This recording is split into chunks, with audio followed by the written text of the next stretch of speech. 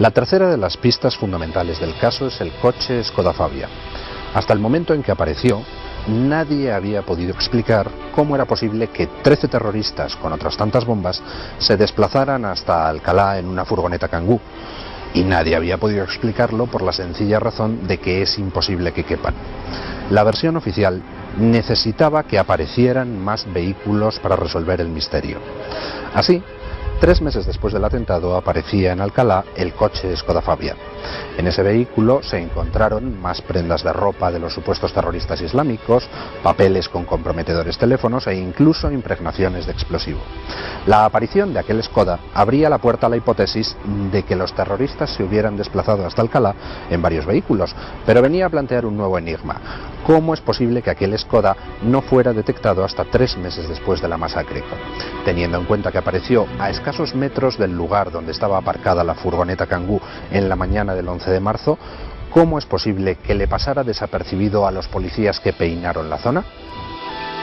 Al final, las investigaciones periodísticas fueron demoliendo esta tercera prueba del caso, hasta el punto de que el propio juez del Olmo tuvo que reconocer en su auto de procesamiento que no se podía afirmar que los terroristas hubieran usado ese vehículo.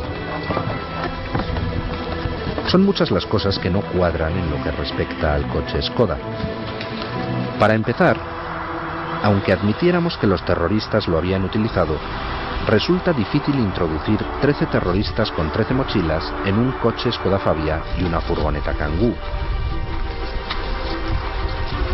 Según se recoge en el relato de hechos del juez instructor, en la mañana de aquel 11 de marzo de 2004, 13 personas salieron de la casa de Morata de Tajuña con 13 bolsas o mochilas conteniendo las bombas.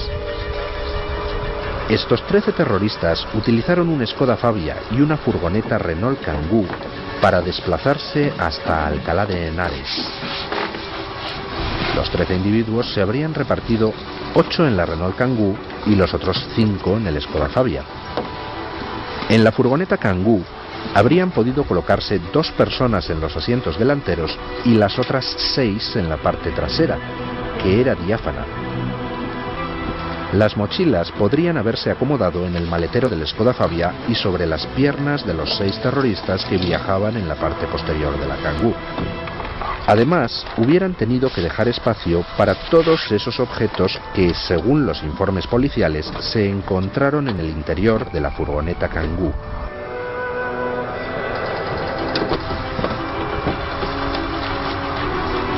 El coche Skoda Fabia no estaba en Alcalá en la mañana del 11M, como reconoce el propio juez del Olmo. Ninguna fotografía lo muestra en aquella calle de Alcalá donde apareció la furgoneta Kangoo. Según las bases de datos de la policía, entre el 11 y el 12 de marzo de 2004, y solo desde la comisaría de Alcalá, se realizaron más de 400 consultas a la base de datos de matrícula. Todo apunta a que el coche Skoda Fabia fue utilizado para tratar de introducir a un terrorista llamado Alequem Alamari en la versión oficial de los atentados. Alequem Alamari, el séptimo suicida de Leganés, no está relacionado con ninguno de los otros imputados. El coche Skoda Fabia permitió establecer su vinculación con los atentados gracias a que en el Skoda aparecieron prendas de ropa del Alamari y de otro de los suicidas de Leganés. Las personas que asistieron a las reuniones de coordinación que los distintos servicios del Estado efectuaron desde poco después de los atentados del 11M recuerdan con sorpresa un aspecto. Si entre el 11 y el 14 de marzo el CNI había estado insistiendo en todos sus informes en que la autoría del atentado correspondía a ETA, a partir del 15 de marzo, celebradas ya las elecciones, se produce un cambio radical y los representantes del CNI en esas reuniones no solo comienzan a defender la tesis islamista, sino que además señalan con insistencia un nombre, Alequem Alamari, como el del presunto cerebro de los atentados. Aquella insistencia en apuntar a Alequem Alamari resultó muy llamativa para los asistentes a aquellas reuniones, porque nadie veía cuál era el motivo por el que el CNI insistía en esa persona, ya que hasta el momento no había aparecido nada que vinculara a la Mari con los atentados. De hecho, durante los meses siguientes tampoco apareció nada hasta que se encuentra el Skoda Fabia en Alcalá con rastros del ADN de Alequem Al Amari. El coche Skoda Fabia aparece en Alcalá el 13 de junio de 2004, 3 meses después del atentado, y aparece cargado de pistas que permiten vincular con el 11M a Alequem Al Amari.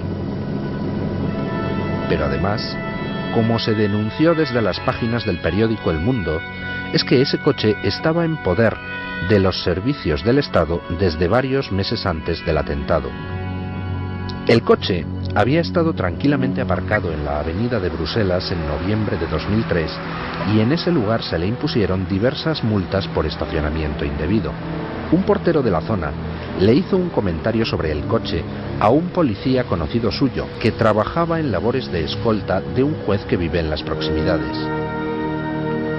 Juntos, el portero y el policía examinaron el coche. Después, el policía le dijo al portero que aquel Skoda Fabia figuraba como robado. Nadie dio aviso a la empresa Hertz, la propietaria del Skoda, de que el coche había aparecido, y poco después el coche desaparecía de allí para aparecer el 13 de junio de 2004 en Alcalá de Henares. Cuando El Mundo publicó ese artículo, el juez del Olmo llamó a declarar al portero de la avenida de Bruselas, el cual corroboró punto por punto lo denunciado por el periódico. Nada de lo que rodea al Skoda tiene sentido. Ese Skoda Fabia era un coche marcado. Se trataba de un vehículo de alquiler que había sido robado a un ciudadano francés 6 meses antes del 11M y que entre la fecha del robo y la de su aparición en la avenida de Bruselas había estado involucrado en 2 robos. ¿Tiene sentido que unos terroristas que van a cometer una masacre se desplacen hasta Alcalá utilizando un Skoda Fabia que no solo es robado, sino que está implicado en 2 delitos más, ambos denunciados ante la policía? ¿Tiene sentido que además hagan eso sin doblar las matrículas del coche? Ese comportamiento es sorprendente. Ningún terrorista usaría, para cometer un atentado, un coche que pudiera ser detectado por casualidad en cualquier control rutinario. Para tratar de explicar al juez cómo había acabado el Skoda en manos de los islamistas, la policía detuvo a un delincuente chileno que confesó haber robado el coche en septiembre de 2003 y habérselo vendido luego a uno de los suicidas de Leganés. Sin embargo, las declaraciones de ese chileno estaban llenas de contradicciones en cuanto a las fechas. El chileno ni siquiera fue capaz de acertar en sus declaraciones con el color real de ese vehículo que decía haber robado. A la vista de las contradicciones, lo normal es que se hubiera vuelto a interrogar al chileno.